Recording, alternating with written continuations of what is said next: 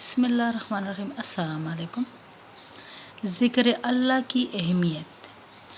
حضرت سلیمان بن داؤد علیہ السلام اپنی سواری میں بیٹھے ہوئے بکریوں کے ایک چرواہے کے پاس سے گزرے۔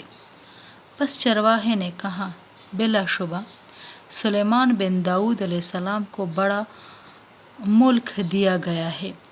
ہوا نے اس کلمہ کو ان کے کان میں ڈالا۔